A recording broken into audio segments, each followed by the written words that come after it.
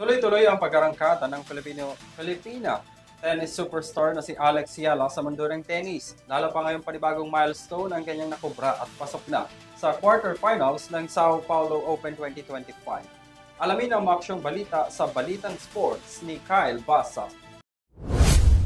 Panalo muli si Alexandra Ayala sa second round ng Sao Paulo Open 2025 matapos niyang talunin ang Argentinian foe na si Julia Riera ngayong September 11.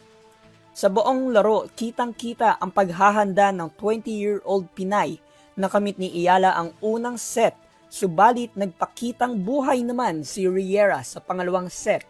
Pero hindi na pumayag si Ayala makakuha pa ng set ang kanyang kalaban.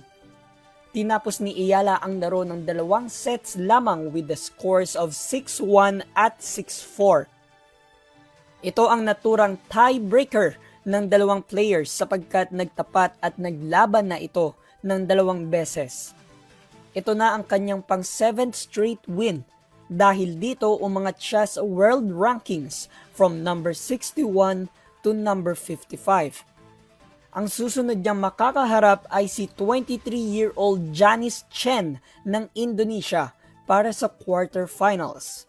Abangan ang susunod na Balitang Sports dito lamang yan sa EuroTV News. Ako muli si Kyle Basa, sumasaludo sa bawat Pilipino.